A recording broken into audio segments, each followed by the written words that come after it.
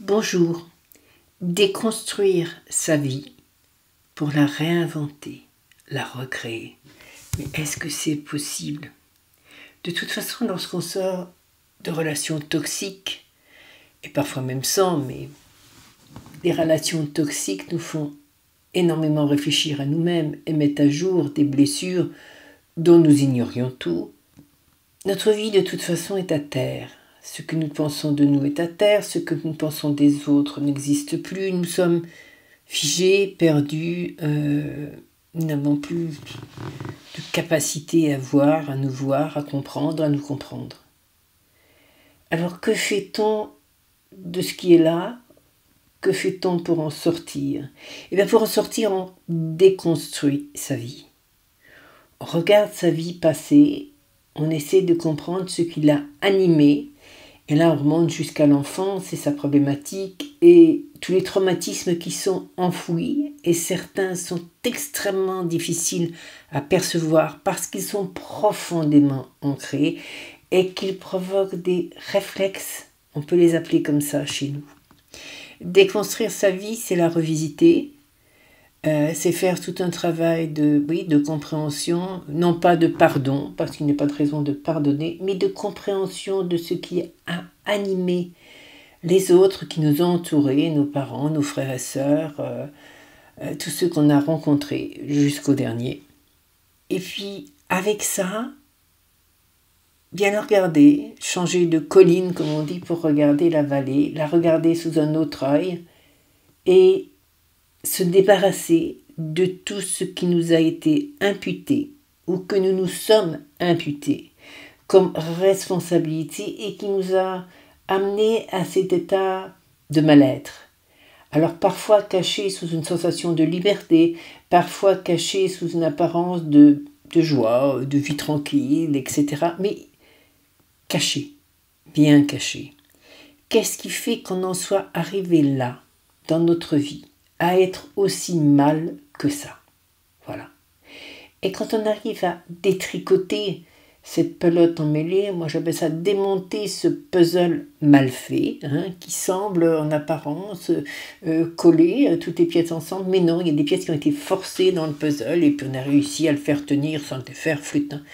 Oh là, c'est bon, on va arrêter, on est à l'âge adulte, on arrête tout et puis on verra bien plus tard. Eh ben non, plus tard on voit que ce puzzle, ces morceaux de notre vie, ajoutés les uns aux autres, les uns après les autres, eh ben, ils sont mal placés. Ils ne nous correspondent pas vraiment. Alors on démonte tout ce puzzle, on le met sur la table, avec l'aide d'un thérapeute, souvent bien sûr. C'est très bien d'être accompagné, c'est très difficile de porter des poids en soi, sans un soutien et sans une aide. Et en tant que thérapeute, je peux me rendre compte, puisqu'un thérapeute doit avoir travaillé sur lui-même, je peux me rendre compte à quel point ce travail, lorsqu'il y a un écho, est beaucoup plus facile. Et l'écho nous permet d'aller chercher des choses qu'on ne serait pas allé éclairer, sinon. Mais c'est un choix. On peut aussi le faire seul, j'ai fait un long travail seul, et on peut faire pas mal de choses. Alors à vous de savoir si vous voulez vous battre avec vous-même ou si vous en avez assez de vous battre avec vous-même tout seul, et puis qu'un autre regard et un accompagnement vous aideraient. En faisant ce travail-là de puzzle, une fois qu'il est sur la table et qu'on a bien regardé, eh ben on peut le remonter. On va remonter ce puzzle que nous sommes, ce puzzle qui va mettre notre vie en route. On peut le remonter de la manière juste, de la manière qui nous correspond vraiment, qui correspond vraiment à ce qu'est notre personnalité, à ce qu'elle était au départ de notre vie. Et à changer ce qu'on nous a imposé d'être en quelque sorte. Vous avez des enfants qu'on peut qualifier d'autoritaires quand ils sont tout petits, qui ont du caractère, un tempérament de chef. Et puis s'ils sont dans un environnement où ce n'est pas accepté, pas supporté, et bien quand ils vont arriver à l'âge adulte, ils ne font plus du tout être chef. Leur personnalité, qui est celle d'un leader, va être complètement écrasée. Est-ce qu'ils la retrouveront ? En travaillant sur eux, oui, bien sûr. Alors, elle ne sera pas brute de décoffrage, ce ne sera pas des autoritaires dominateurs, non, mais ce seront des gens qui auront une personnalité forte et qui pourront l'affirmer. Tout simplement, c'est un exemple. Et après, on peut réinventer sa vie, parce que notre vie, en fait, elle était inventée par d'autres, elle a été mise en place par d'autres, nos parents, notre environnement d'enfants, et ils nous ont inventé une vie. Ils nous ont mis dans un chemin avec des croyances, avec des pensées sur nous-mêmes, avec des incompréhensions sur ce qui se passait, avec des traumatismes d'enfants, avec tout un tas de choses qui fait que cette personnalité, c'est plus vraiment nous. C'est le fameux puzzle mal monté. Alors on va réinventer, recréer, retrouver ce qu'on aurait dû être si personne, jamais, ne nous avait empêché d'exprimer notre personnalité, il nous avait accompagnés de manière bienveillante dans la compréhension de qui nous étions, en tenant compte de nos particularités. C'est avoir le super parent, le parent qui va bien, et puis qui vous accompagne et qui vous aide, comme le fera un thérapeute plus tard, à croire en vous. Si on avait permis de vraiment croire en nous, notre vie serait différente. Alors on va arrêter notre vie là où elle était, et puis on va changer les choses. On va prendre le bouquet de fleurs qui flétrit de plus en plus et qui est de plus en plus laid, et puis on va remettre des fleurs. Alors il y en a qui resteront, c'est nous. Mais celles-là vont pouvoir s'épanouir. Et puis il y a les autres qu'on ne voyait pas et qu'on va mettre dans ce bouquet. Certains me disent se réinventer, se recréer, est-ce qu'on peut pas, c'est une discussion philosophique qu'on peut avoir pendant bout. Mais trouver un mot, à force de chercher, je me dis, mais la vie qu'on croyait à jamais la nôtre, la personnalité qu'on croyait à jamais la nôtre, eh bien, on réinvente ça. On découvre qui on est, on invente notre vie, on la crée complètement. Et de là, tout ce qu'on fera, tout ce qu'on sera différent, même si on garde le même job, même si, là encore, faut-il qu'on l'aime, mais quand on n'aime pas son job, quand on a été traîné à quelque chose, quand on ne sait plus où on en est, quand ce job qu'on aimait nous a amené à côtoyer des gens qu'on aime beaucoup moins, on peut aussi se poser la question de notre avenir. On a encore une vie devant nous. Et c'est pas parce que vous avez 20 ans, oui, d'accord, voilà, elle est devant vous. 40, 50, 60, elle est toujours devant vous. Tant que vous vivez, votre vie est devant vous. Votre avenir, il est devant vous. Mais que pour votre avenir corresponde à qui vous êtes, il faut que votre présent soit en correspondance avec qui vous êtes. Et donc, il faut que votre présent, vous le choisissiez, vous le dessiniez, vous le créiez. Vous allez réinventer votre manière de percevoir, votre manière de vivre les choses, votre manière de vouloir les choses, votre manière de faire advenir les choses. Vous allez réinventer votre vie.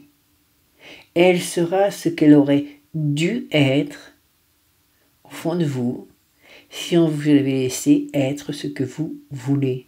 Alors bien sûr, il y a les études, il y a les choix d'études, il y a des tas de choses, mais même si ce n'est pas ce qu'on rêvait d'être, enfant, on trouvera une voie qui nous fera vibrer adulte, parce qu'adulte, on a découvert bien plus de voies et bien plus de choses qui peuvent compenser ce rêve inassouvi. On en crée un autre, on en découvre un autre, on réinvente un autre.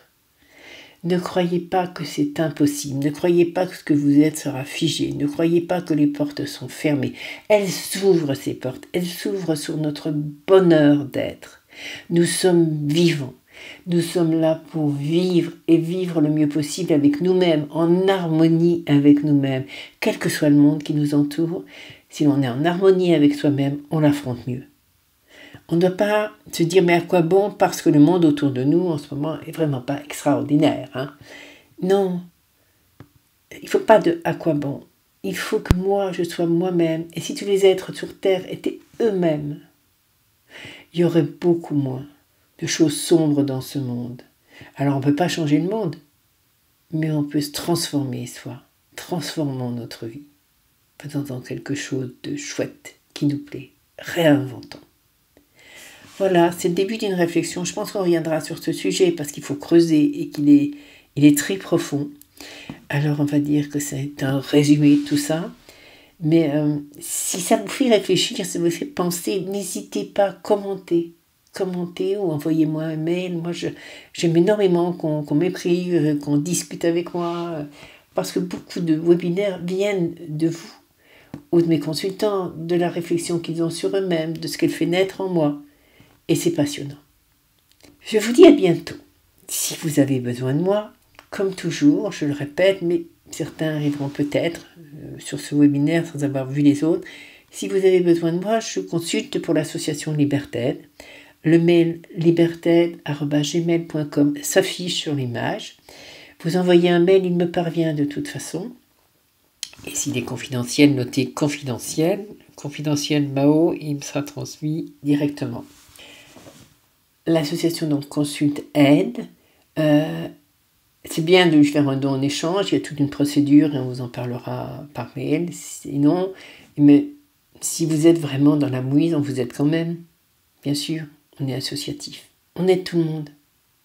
Parce que tendre la main, ce n'est pas regarder s'il y a un billet dans la main. C'est tendre la main. Alors n'hésitez pas, commentez, questionnez. Si vous avez une question, une simple question, vous m'envoyez un mail, je réponds. Si vous souhaitez qu'on travaille ensemble une fois ou plusieurs fois, eh bien vous m'envoyez un mail et puis ça sera un plaisir de travailler avec vous. Plein de lumière à vous, plein de lumière sur votre chemin. À bientôt. Au revoir.